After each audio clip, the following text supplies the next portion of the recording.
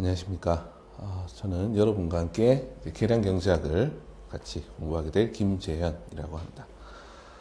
계량경제학이란 경제학에서 어떤 경제 이론이나 아니면 우리가 어떤 검증하고자 하는 그런 가설이 있을 때 그런 가설을 설정하고 실제로 이제 수립된 이론 또는 가설이 맞는지 틀리는지를 이제 그 데이터를 통해서 이제 검증하는 그러한 경제학의 이제 분야를 이야기를 합니다.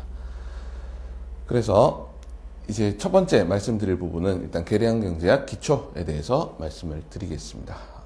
계량경제학 기초는 먼저 계량경제학이란 무엇인지에 대해서 말씀을 드리고 그 다음으로 이제 계량경제를 이야기하기에 앞서 그에 필요한 통계학 기초에 대해서 말씀을 드리겠습니다. 그 다음으로 이제 계량경제학의 가장 핵심적인 부분이라고 할 수 있는 단순 회귀 모형에 대해서 말씀을 드리고 이 회귀 모형을 추정하는 방법에 대해서 말씀을 드리겠습니다. 다음으로 이제 단순 회귀 모형이 어떤 특징이 있는지에 대해서 말씀을 드릴 텐데 여기에 대해서 이제 정리한 이제 수학적 그 시오렘을 가우스 마코프 시오렘이라고 이야기를 합니다. 그래서 이 부분에 대해서 말씀을 드리도록 하겠습니다. 자, 그러면 먼저 계량경제학이란 무엇인지에 대해서 말씀을 드리겠습니다. 자, 계량경제학이란 경제 법칙을 경험적으로 검증하는 학문이다라고 말씀을 드릴 수가 있습니다. 우리가 흔히 경제학이라고 하면 경제학이라고 하면은 맨 먼저 이제 경제학에 대한 원론을 공부를 합니다. 그리고 이 원론은 미시경제학 분야 그리고 거시경제학 분야로 이제 세분화됩니다. 그래서 일반적으로 이제 경제학과에서 전공 수업을 이제 들으신다면 일반적으로 경제학 원론을 아마 1학년 때 처음으로 배우게 될 것이고 그리고 나서 2학년쯤 되면 미시경제학과 거시경제학을 따로 이제 배우게 됩니다. 그리고 이제 고학년이 되시면 미시경제학의 이제 세부 그 심화 과목들 그리고 거시경제학의 심화 과목들 예를 들어 미시경제학이라면 공공경제학 그리고 국제무역, 국제무역론 이런 과목들을 배우게 될 것이고 게임 이론도 여기에 들어가겠죠. 그리고 거시경제학이라면 예를 들어서 화폐금융 국제금융 이런 과목들이 아마 포함될 것으로 예상이 됩니다. 자, 그런데 이렇게 이제 배우는 경제학들은 모두 경제 이론에 대한 그런 과목들입니다. 경제 이론에 대한 학문을 배우는 거죠. 하지만 계량경제학이란 이런 이론 자체를 배우는 것이 아니라 이 이론을 경험적으로 검증하는 학문이다라고 말씀을 드릴 수 있습니다. 그래서 이제 경제 이론을 수학 및 통계학적 도구를 사용을 해서 경제 현상 분석에 적용하는 방법론이다 이렇게 말씀을 드릴 수가 있습니다. 자, 그러면 이 계량경제학은 경제학에만 적용한가 한번 생각을 해보시면 우리가 이제 계량경제학을 배우는 이유는 경제 법칙 또는 경제 이론에 대해서 이것이 경험적으로 맞는지 틀리는지를 검증하는 것이다 라는 것을 알 수 있습니다. 따라서 이런 이제 계량경제학 방법론을 만약에 경영학이나 사회학에 적용한다면 그 역시 이제 적용할 수 있는 이제 툴을 우리가 배우는 것이다. 이렇게 말씀을 드릴 수가 있겠죠. 자, 그러면 우리가 가장 쉽게 이제 생각할 수 있는 경제 이론을 한번 가져와 보겠습니다. 거시경제학의 이제 맨 처음에 이제 배우는 내용이 아마 이제 케인즈의 이제 일반 이론에 대해서 아마 배우실 것으로 생각됩니다. 케인즈가 이제 이야기했던 소비함수라는 것이 있습니다. 케인즈의 소비함수는 어떻게 구성이 되어 있냐면 소비는 어떤 독립소비를 C0라고 표현을 하겠습니다. 이 독립소비라고 하는 것은 내가 소득이 전혀 없을 때에도 필요한 소비량이라고 생각을 하시면 되겠습니다. 그리고 더하기 베타 곱하기 YT 이렇게 이제 케인즈의 소비 함수를 표현할 수가 있습니다. 이때 YT라고 하는 것은 가처분 소득이 되겠습니다. 가처분 소득이란 총 소득에서 세금을 뺀 소득으로 우리가 실제로 쓸 수 있는 가처분 소득이다. 이렇게 표현할 수가 있겠습니다. 자, 그래서 케인즈의 소비 함수를 보시면 일단 소비는 가처분 소득의 크기에 비례한다라는 것을 알 수 있습니다. 그래서 이때 베타를 소득이 한 단위 증가했을 때 베타는 기울기죠. 1차 함수의 기울기이기 때문에 델타 YT분의 델타 C가 되고, 이 말은 가처분 소득이 한 단위 증가했을 때 소비량이 얼마나 증가하느냐, 즉 소득이 늘어났을 때 소비가 얼마나 늘어났냐를 나타나는 계수가 되겠죠. 그래서 이것을 한계 소비 성향이다 라고 이야기를 합니다. 자, 그래서 케인즈의 소비 함수를 보시면 가처분 소득이 한 단위 증가할 때 이제 베타만큼 그 소비가 늘어나게 되고, 다음으로 소비가 소득에 비례하긴 하지만 소득이 전혀 없더라도 사용해야 되는 그런 소비량이 있다라는 그러한 이야기가 되겠습니다. 자, 뭐 합리적인 그런 이제 소비 함수라고 볼 수 있죠. 일단 소득이 늘어나면 소비가 늘어날 것이고, 다음으로 소득이 전혀 없다고 소비를 전혀 하지 않을 수는 없습니다. 이제 생존에 필수적인 그런 이제 소비량이 필요할 수 있기 때문에 이런 이제 소비 함수는 합리적이다, 이렇게 말씀을 드릴 수가 있겠습니다. 자, 그러면 이제 이러한 소비 함수가 있다고 할 때 실제로 데이터를 통해서 이 소비 함수가 실질적으로 뭐 맞는 이야기인지를 검증하고 싶다라고 해보겠습니다. 아니면 자, 한계 소비 성향은 생각을 해보시면 소득이 늘어났을 때 소비를 얼마나 증가시키느냐 이 이야기이기 때문에 소득보다 소비를 더 많이 할 수는 없겠죠. 만약에 뭐 은행으로부터 대출을 할 수 없다는 그런 가정을 한다면 소비가 소득을 넘어설 수는 없습니다. 그래서 베타는 일단 1보다 작다. 자, 베타는 1보다 작거나 같다라는 것을 알 수 있습니다. 그런데 또 베타가 마이너스가 될 수는 없겠죠. 예를 들어서 소득이 늘어났을 때 소득이 뭐 예를 들어서 100에서 110으로 이렇게 10 늘어났는데 갑자기 이 늘어난 게 소비를 줄인다, 이렇게 이제 이야기를 할 수는 없습니다. 소득이 늘어났는데 소비가 줄어든다는 것은 일단 상식적으로 뭐 역시 저축이 없는 경우라면 이제 뭐 받아들이기 힘든 그런 과정이 됩니다. 그래서 베타는 일단 0보다는 크거나 같아야 하고 1보다는 작거나 같아야 한다 라고 이제 이야기를 해보겠습니다. 자, 그런데 뭐 어떤 이론에서 베타는 0.6이다 라는 이제 주장이 나왔다고 보겠습니다. 베타가 0.6이다. 그러면 일단 우리가 궁금한 것이 실제로 베타가 0.6이냐, 0.6이라는 얘기는 가처분 소득의 60% 정도를 소비에 쓴다라는 이야기가 되겠죠. 그럼 이 얘기가 맞느냐 아니냐를 한번 검증해 보고 싶겠죠.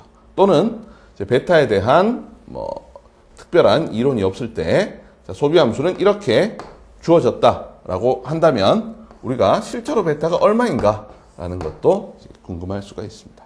그래서 계량 경제학이란 이런 이론을 가져와서 이런 계수들 또는 뭐 소비의 평균 얼마인가, 뭐 소득의 평균 얼마인가, 이런 이제 변수의 이제 특성치들을 도출하는 그러한 과정을 계량 경제학 분석이다, 이렇게 이야기를 할 수가 있습니다.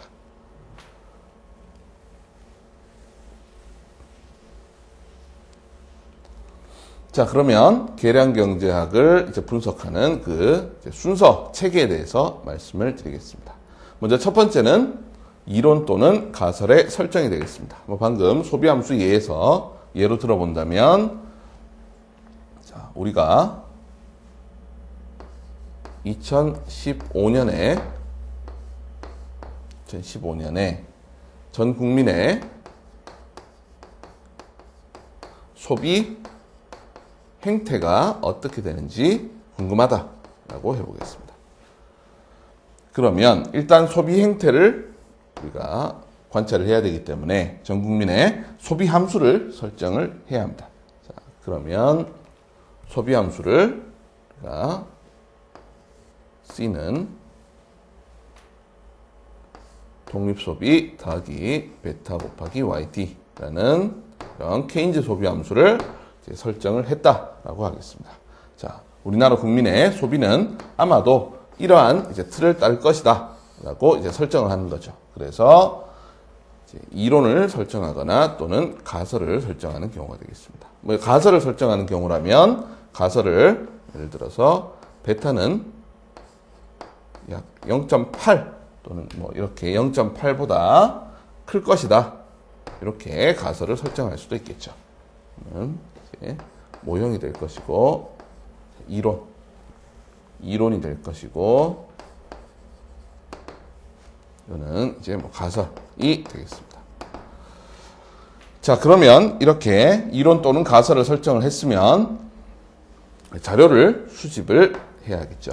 자, 그러면 이런 이론을 통해서 우리가 뭐 한계 소비 성향이 얼마인지를 보여주고 싶다면 이때 수집해야 되는 자료는 일단 전 국민의 소비 자료 그리고 전 국민의 가처분 소득 자료를 이제 가져와야 하겠습니다. 자, 다음으로 세 번째는 그 이론에 대한 수리 모형을 설정을 해야 합니다. 자, 우리가 이제 이론을 수립할 때, 자, 이론은 소득이 소비에 비례한다 라는 것이 이론이라고 해보겠습니다. 그러면 이에 대한 수리 모형을 설정을 하게 되면 수리 모형은 C는 C0 더하기 베타 곱하기 YD 이런 형태로 이제 설정을 할 수가 있겠죠. 그래서 일단 첫 번째는 우리가 이렇게 글로 된 이론이나 가설을 설정하고 두 번째는 자료를 수집 그리고 세 번째는 그에 대한 수리 모형을 설정하는 과정을 거치면 되겠습니다. 자, 네 번째는 통계적 또는 경제학적 모델을 설정할 필요가 있습니다. 자, 그러면 수리 모형도 있고 지금 말씀드린 뭐 이거를 통계적 경제학적 이제 모델이라고 하는 것을 뭐 계량 모델이다라고 표현을 해보겠습니다. 계량 모형. 그럼 이 계량 모형이 무엇인가를 생각을 해보면, 자, 수학적인 모형은 보시는 것처럼 이런 가처분 소득이 소비에 비례하게 되고 독립 소비가 존재하는 그러한 이제 확정된 식으로 이렇게 표현이 됩니다. 하지만 자, 그러면 예를 들어서 가처분 소득이 월 100만 원인 가구가 있다고 생각을 해보겠습니다. 그리고 베타가 0.7이라고 가정을 해보겠습니다.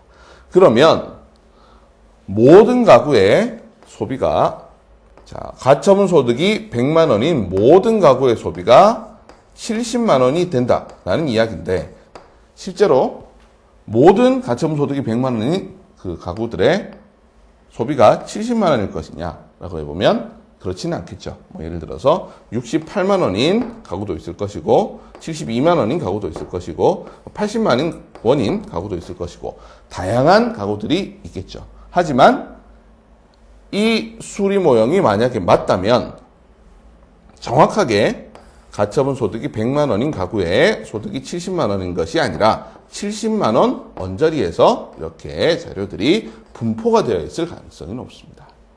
그래서 우리는 계량 모형은 이런 수리 모형으로 확정을 짓는 것이 아니라 계량 모형은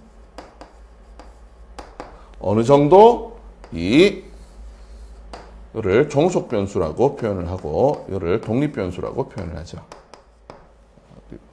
그래서 이 종속 변수가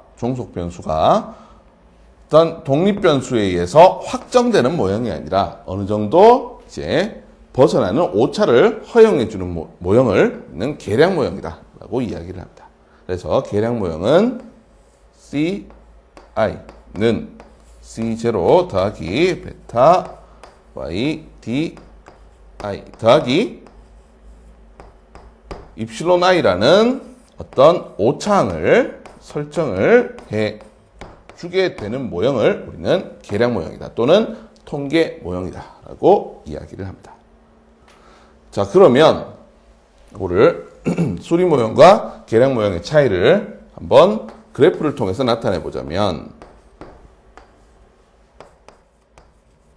계량 모형은, 먼저 수리 모형은 이렇게 직선으로 나타나게 되겠습니다. C는 여기가 이제 절편이 C0가 되겠죠. 그리고 이때 기울기가 베타가 되겠습니다. 그러면 C는 C0 더하기 베타 곱하기 YD 이렇게 표현할 수가 있습니다. 그래서 바로 이렇게 직선으로 표현된 모형이 바로 수리 모형이 되겠습니다. 수학적 모형이다 라는 뜻이죠. 하지만 실제로 예를 들어서 여기가 100만 원이다. 가처분 소득이 100만 원이다 라고 했을 때 모든 가구의 소득이 모든 100만 원인 가구의 소비가 정확하게 이 자리가 70만 원이다. 그리고 베타가 0.7이다 라고 해보겠습니다. 그러면 모든 가처분 소득이 100만 원인 가구들의 소비가 70만 원일 수는 없겠죠. 그래서 실제로 분포를 보면 이 70만 원 언저리에서 이렇게 자료들이 분포되어 있을 가능성이 높습니다. 70만 원보다 소득이 높은 가구도 있을 것이고 70만 원보다 소득이 낮은 가구도 있을 것입니다. 근데 어떤 범위 분포 안에서 이렇게 자료들이 퍼져 있을 가능성이 있겠죠. 하지만 이것을 평균적으로 보자면 대략 가처분 소득 100만 원인 가구들의 평균적인 소비가 약 70만 원 정도이다. 이렇게 생각을 하는 것이 이제 맞는 이야기겠죠. 자, 그래서 예를 들어서 가처분 소득이 300만 원인 가구 역시 마찬가지겠죠. 300만 원인 가구 역시 정확하게 소비가 210만 원이라고 수학적 모델에서는 딱 떨어져서 나오지만 역시 이것도 이렇게 통계적 모형에서는 이렇게 정확하게 210만 원 이렇게 소비 값이 나오는 것이 아니라 210만 원 언저리에서 이렇게 분포된 그러한 분포 모형으로 결정이 되겠습니다. 자, 그래서 계량 모형은 어떤 특정 독립 변수 값에 대해서 종속 변수가 이렇게 분포되어 있는 그러한 모형으로 표현될 가능성이 높습니다. 그래서 계량 모형의 경우 ci는 c0 더하기 베타 곱하기 y di 더하기 입실론 i라는 이런 오차항을 허용해주는 모형이라고 말씀을 드릴 수가 있겠습니다. 자, 그리고 이때 i라고 하는 것은 이제 어떤 가구의 번호가 되겠죠. 만약에 자료가 이제 횡단면 자료라면, 횡단면 자료라고 하는 것은 어떤 특정 시점에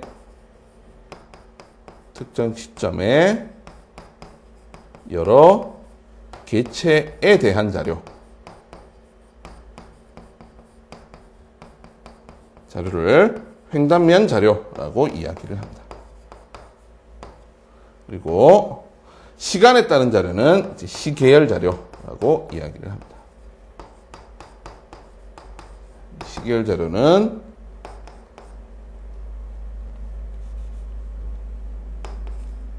한 개체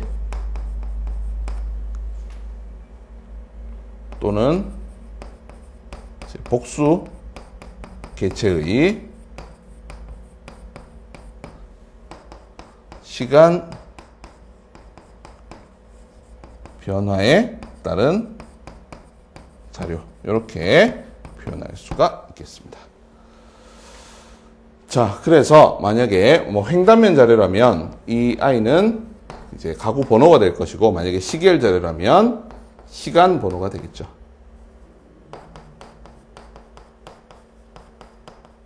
그래서 아직 자료의 뭐 계량 모형을 분석하기 위한 자료의 구조에 대해서 말씀을 드리지 않았기 때문에 지금 와닿지 않으실 수도 있지만, 이건 뒷부분에서 좀 더 자세하게 설명을 드릴 내용이기 때문에 생략을 하도록 하겠습니다.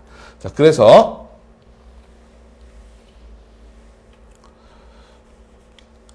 요약을 하면 수리 모형은 이렇게 보시는 것처럼 어떤 주어진 확정된 모형으로 표현되는 모형을 수리 모형이다 라고 이야기를 하고, 통계 모형 또는 이제 계량 모형이라고 하는 것은 이렇게 오차를 설정해주는 그런 모형이다, 이렇게 말씀을 드릴 수가 있겠습니다.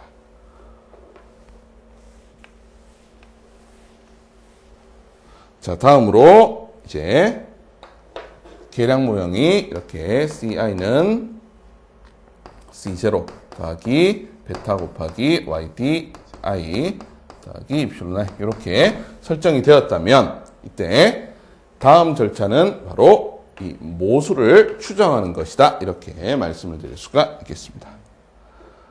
자, 그러면 여기서 모수가 무엇인지 한번 보시면, 모수는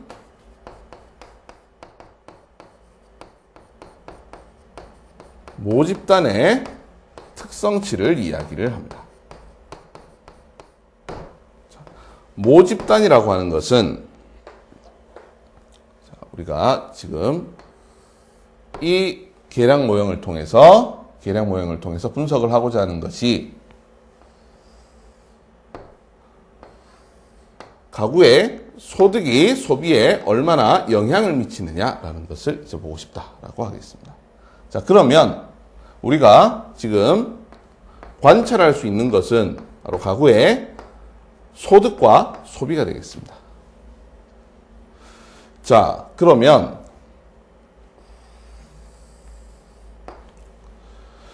이 소득과 소비를 관찰할 대상이 바로 우리나라 전 가구가 되겠죠.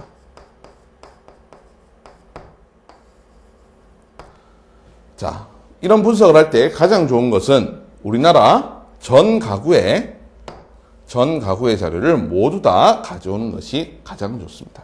이런 것을 전수조사라고 합니다.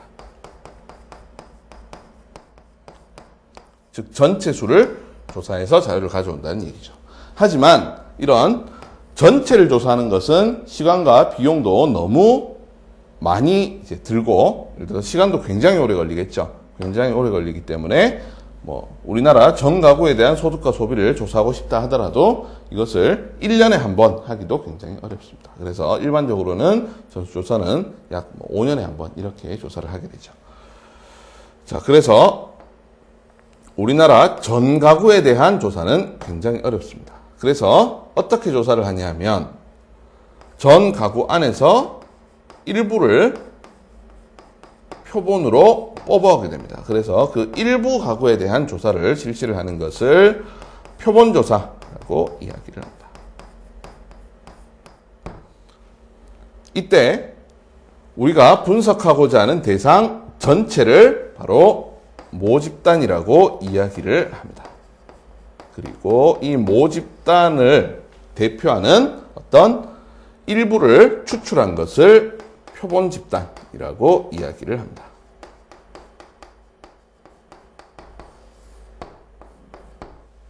그러면 모집단은 어떤 분석의 대상이 되는 대상 전체를 이야기한다라는 것을 알 수 있고, 표본집단은 그 중에 일부만 추출한 것이다 라는 것을 알 수 있겠죠. 자, 그러면 이때 모수라고 하는 것은 모집단의 특성치 전체, 그러니까 분석 대상이 되는 전체 집단의 특성치라는 것을 알 수가 있습니다. 그러면 결국 모수를 관찰하기 위해서는 분석 대상이 되는 전체 대상을 알아야 한다. 즉, 모수를 알기 위해서는 전체 대상을 알아야 한다라는 것을 알 수가 있습니다. 하지만 이 모집단 전체를 조사하는 것은 너무 시간이나 뭐 이런 시간과 비용이 오래 걸리기 때문에 우리가 표본 집단을 통해서 실제로는 분석을 시행을 하게 됩니다. 그 말은 모집단 전체를 우리가 조사를 하지 않는 이상은 이 모집단은 관찰이 불가능하다는 것을 알고 있을 수 있겠죠. 그래서 모집단에 대한 관찰이 불가능하기 때문에 우리는 이 모수를 그대로 계산하는 것이 아니라 표본 집단으로부터 추정을 하는 절차를 밟게 됩니다. 자, 그러면 앞서 말씀드린 이 소비함수 모형에서 모집단의 특성치가 무엇이냐 보시면 여기서 CI는 표본입니다. 즉 표본으로 선별된 이제 가구들의 소비가 되겠죠. 그리고 여기 YD도 역시 표본이라는 것을 알 수 있습니다. 역시 선별된 가구들의 그런 소득자료, 가처분 소득자료가 되겠죠. 이 모형에서 모수는 바로 전체 가구의 한기 소비 성향과 독립 소비가 모수가 되겠습니다. 자, 그래서 우리가 이 모형에서 관찰할 수 있는 것은 보시는 것처럼 가구의 소득과 소비에 대한 표본 자료를 관찰할 수가 있습니다. 하지만 실제로 전 가구들의 이 한기 소비 성향과 독립 소비는 관찰할 수가 없기 때문에 이것들을 이제 모수로 놓고 분석을 하는 것이죠. 그러면 이 표본 자료를 가지고 우리가 추정을 해야 될 것이 바로 C0와 베타를 추정을 해야 한다라는 것을 알 수가 있습니다. 자, 그러면 이때 추정된 결과를 나타낼 때는 여기 추정치에 이렇게 햇을 씌워서 우리가 C0 햇 또는 베타 햇 이렇게 추정치들을 표현합니다. 그래서 C0 베타는 모수라고 표현을 하고, 그리고 일반적인 뭐 계량경제학 교재나 통계학 교재에서 위에 이렇게 모자가 씌워져 있는 것들은 이런 모수에 대한 추정치구나 하는 것을 알 수 있겠습니다. 자, 다음으로 적합도 검정을 실시를 하게 됩니다. 자, 적합도 검정이라고 하는 것은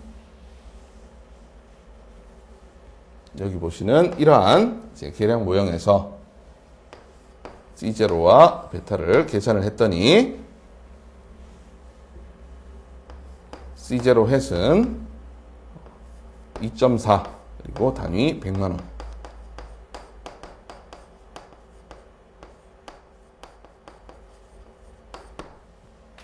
1.2라고 하겠습니다. 그리고 베타 햇은 0.65가 나왔다고 해보겠습니다. 자, 이 말은 우리나라 가구들의 독립 소비, 즉 소득이 전혀 없을 때에도 필요한 소비 금액은 120만 원이며 전체 가처분 소득의 65% 정도를 소비로 사용한다라는 결과가 되겠죠. 자, 그러면 적합도 검정이라고 하는 것은 이때 이 값들이 120만 원 그리고 0.65가 도출이 되었는데 이 값들을 신뢰할 수 있는지 없는지에 대한 그런 검정이 되겠습니다. 자, 예를 들어서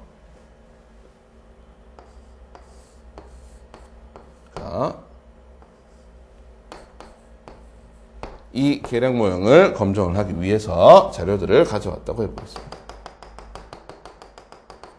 가져왔더니 자료들이 이렇게 분포가 되어 있습니다. 자, 그래서 우리가 이 C0와 베타 햇을 검정을 하기 위해서, 추정을 하기 위해서, 추정이라고 하는 것은 이 값을 계산하는 것을 이야기하고, 검정이라고 하는 것은 이 값이 맞는지 아닌지를 확인하는 것을 이야기합니다. 자, 그래서 이렇게 추정이 되었다라고 해보겠습니다. 그래서 1.2 그리고 0.65 이렇게 추정이 되었습니다. 자, 그런데 보시면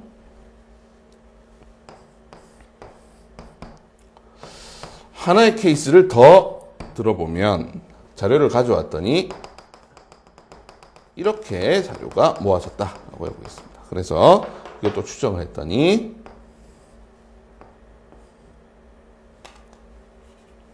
역시 1.2 그리고 0.65 이렇게 C0 핵과 베타 핵이 도출이 되었다라고 해보겠습니다. 자, 그럼 보시면 지금 아래에 있는 그래프를 보시면 데이터들이 이 직선 근처에 이렇게 분포를 하고 있는 것을 볼 수가 있습니다. 하지만 위의 그래프를 보시면 이 직선이 이 그래프를 관통하고 있긴 관통하고 있지만 그래프를 이렇게 그려도 될 것 같고 이렇게 그려도 될 것 같고 이렇게 그려도 될 것 같습니다. 즉, 이 직선은 자료를 잘 대표하고 있는 그러한 직선인데 반해 위에서 보시는 이 직선은 중간을 관통하고 있긴 하지만 이게 실제로 자료를 잘 대표하는지 의문이 가는 그러한 이제 분석 결과라는 것을, 추정 결과라는 것을 알 수 있겠죠. 자, 그래서 이 경우에는 이렇게 추정치가 도출되기는 하였지만 이것을 실제로 신뢰할 수 있는지에 대한 문제가 제기가 됩니다. 그래서 우리는 도출된 이 값들이 실제로 0.65와 1.2가 맞는지 혹은 이 값들이 실제로 0이 아닌지 우리가 신뢰할 수 없는 값이 아닌지에 대한 그런 검증을 실시를 하게 됩니다. 자, 그래서 이런 가설 이제 적합도 검정 절차를 거쳐서 이 값들이 적합하다라는 그러한 판정이 내려졌다면 이제 다음으로 우리가 알고 싶은 그러한 사실에 대해서 가설을 세우고 가설 검증을 해 볼 수가 있겠습니다. 자, 예를 들어서 이렇게 C0는 1.2 그리고 베타는 0.65가 도출이 되었을 때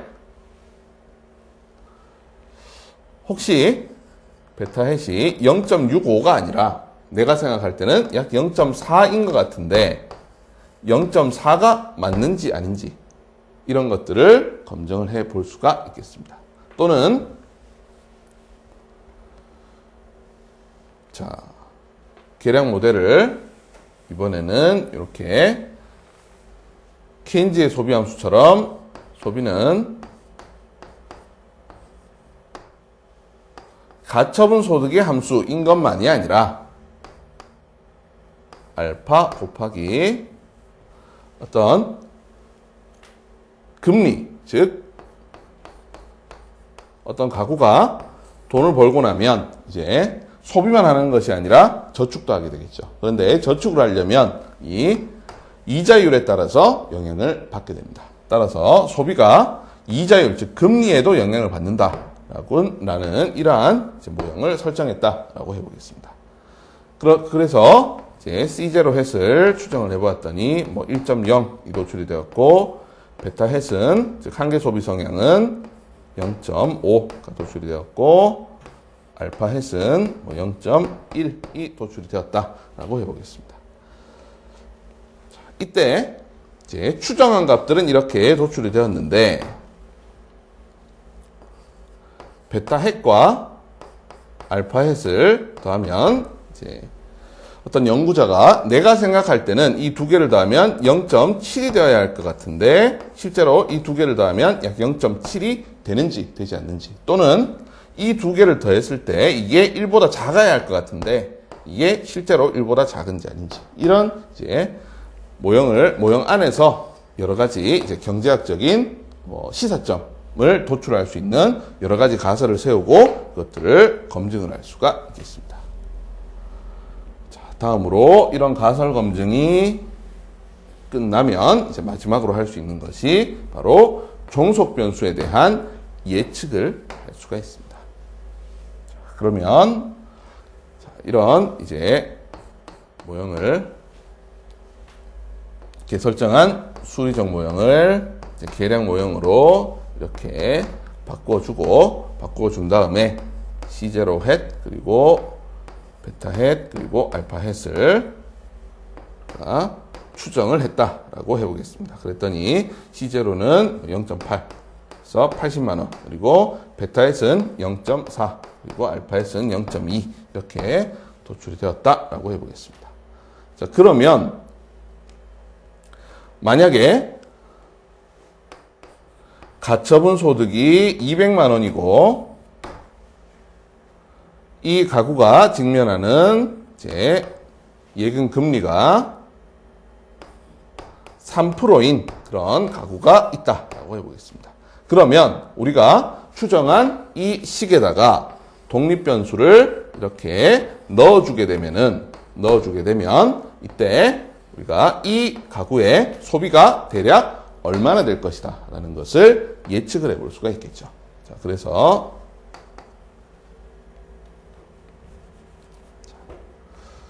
만약에 가처분 소득이 200만 원이고 금리가 이제 3%인 그런 가구가 있다면 그래서 이때 이자율에 다니는 퍼센트 그리고 가처분 소득에 다니는 100만 원이라고 했을 때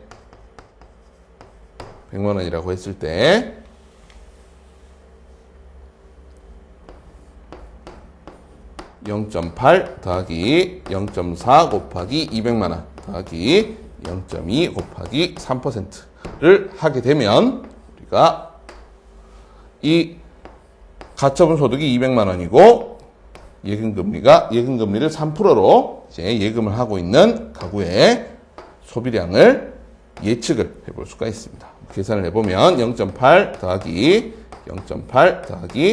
0.6이 되어서 2.2 즉 200만 원 가처분 소득 200만 원을 소득을 벌어들이는 가구의 소비는 약 220만 원이다라는 이러한 결과가 도출이 될 수가 있겠죠. 자, 그래서 물론 지금 예에서는 알파를 0.2라는 이제 큰 값을 주었기 때문에 지금 보시는 것처럼 값이 소득보다 더 커지는 결과가 나타났지만 실제로 이런 값들을 추정을 해보면 알파에서는 0.2가 아니라 0.02처럼 더 작은 값이 도출이 되게 그렇게 추정이 되겠죠. 만약에 0.2가 아니라 0.02라고 한다면 0.8 더하기 0.8 더하기 0.12가 이제 되기 때문에 이 경우에는 1.72가 되어서 가처분 소득 200만 원인 가구의 이제 소비는 아마 172만 원이 될 것이다 라는 그러한 예측치를 도출을 할 수가 있겠죠. 자, 어쨌든 계량경제학의 분석 체계는 첫 번째 이론이나 가설을 설정하고 두 번째로 자료를 수집하며 세 번째 수리적 모형을 설정하고 다음으로 이 수리적 모형의 오차를 허용해주는 계량 모형, 통계적 모형을 설정을 한 다음에 이 계량 모형의 모수를 추정하고 그 모수의 적합도 검증을 실시한 다음에 우리가 실제로 검증하고 싶은 경제 이론에 대해서 검증을 해보고 싶은 그런 가설에 대해서 검증을 실시하고 마지막으로 이제 독립변수를 이제 넣었을 때 그때 종속변수의 예측치를 도출하는 이러한 분석 체계를 따른다라고 말씀을 드릴 수가 있겠습니다.